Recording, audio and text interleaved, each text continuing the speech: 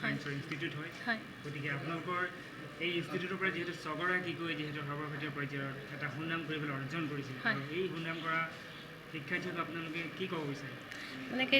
2017ত আমাৰ এষ্টাব্লিছ হৈছিলে জেচি মেক্সৱেল এই জেচি মেক্সৱেলৰ মানে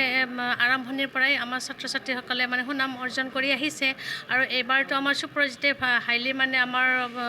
ইনষ্টিটিউটক গ্ৰ' কৰাত সুবিধা কৰিছে কাৰণ তেওঁ অল অসমৰ ভিতৰত হাই ছেকেণ্ডেৰীত তেওঁ 10ম স্থান লাভ কৰিছে লগে লগে তেওঁ JEE মেইনছত পৰীক্ষা দিলে মেইনছতো হেৰি হ'ল এডভান্সত পৰীক্ষা দিলে তেওঁ এডভান্সতো হাইলি স্ক'ৰ কৰিলে তাৰ বাবে আমাৰ কলেজখনৰ আৰু উন্নতিৰ মানে পথলৈ আগবাঢ়ি গ'ল লগে লগে এইখিনিও ক'ব বিচাৰিছোঁ অকল সুপ্ৰজিতে মানে সুনাম অৰ্জন কৰিলে নহ'ব আৰু বাকী ষ্টুডেণ্টকো মানে এনকাৰেজ কৰিব লাগিব তেওঁলোকে যাতে ভাল হয় তেওঁলোককো আমি নিবৰ কাৰণে চেষ্টা কৰিব লাগিব এইখিনি আৰু সাগৰ নাৰায়ণ ডেকাই তেওঁৰ নাম সাগৰৰ নিচিনা তেওঁ কাম কৰে A to Z মানে